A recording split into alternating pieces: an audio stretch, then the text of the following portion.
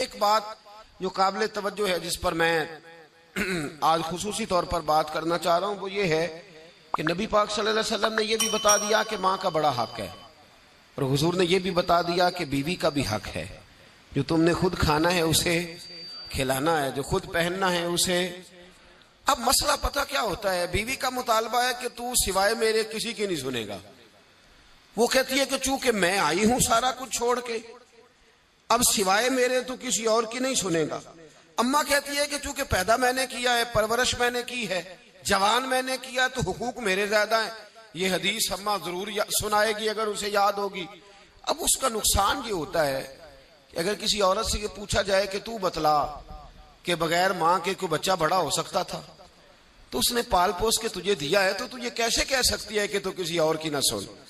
और अगर अम्मा से बंदा कहे कि तू खुद ही गई थी इसको देखने, तू ही इसको लाई है, अब किस तरह करके ये मुमकिन हो सकता है कि खातून खाना जो निकाह करके आई है, जिसके हुकूक का तायुन खुद नबी पाक सल्लल्लाहु अलैहि वसल्लम ने फरमाया, उसको हक ना दिया जाए। हमारे यहाँ नुकसान ये होता है, एक आदमी कहता है कि भाई मेरी सुनी जाए और मेरे अलावा किसी दूसरे की न सुनी जाए, बिल्कुल मेरी हद तक मामला रहे, आगे ना बढ़े। मेरे रसूल पाक सल्लल्लाहु ताला अलैहि वसल्लम की खिदमत आली मर्तबत में जब एक शख्स ने अर्ज की कि हुजूर मुझसे बड़ा गुनाह हो गया है, तो मैं क्या करूं, तो नबी पाक ने फरमाया जा जाके अपनी अम्मा की नौकरी कर। एक कोई ऐसा गुनाह उस सहाबी से हो गया था जो दौरे जहालियत का था, शारहीन ने लिखा है। अब वो जिनके हुकूक जाया किए थे वो मिल नहीं रहे थे, या वो दुनिया से जा चुके थे, तो उसने हाल पूछा कि हुजूर अब क्या करूं, तो नबी पाक अलैहिस्सलाम ने फरमाया जा अपनी अम्मा की नौकरी कर, अल्लाह तेरे गुनाह माफ कर देगा। उस सहाबी ने फौरन कहा हुजूर मेरी तो अम्मा पर्दा कर गई, मेरी अम्मा तो विसाल कर गई।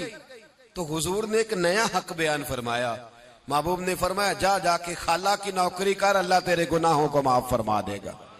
और फरमाया खाला भी मिसले माँ के होती है, खाला भी मिसल, तू जाके। तो हुजूर अलैहिस्सलाम ने तो खाला का हक बयान कर दिया, नबी पाक ने तो तायुन कर दिया कि तूने नौकरी करनी है।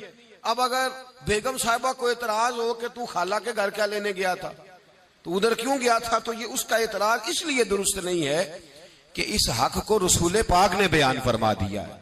नबी पाक सल्लल्लाहु अलैहि वसल्लम ने इसका जिक्र फरमा दिया।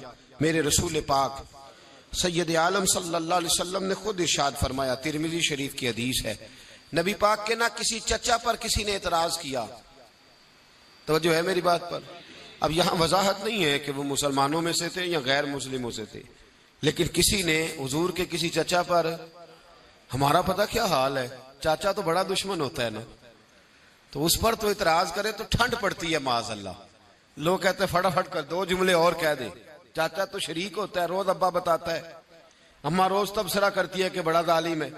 हुजूर के चचा पर किसी ने इतराज किया, ये तिरमिज़ी है, तो नबी पाक सल्लल्लाहु अलैहि वसल्लम ने फरमाया खबरदार, अगर किसी ने मेरे चचा के बारे में मुझे अजियत दी तो उसने मुझे अजियत दी।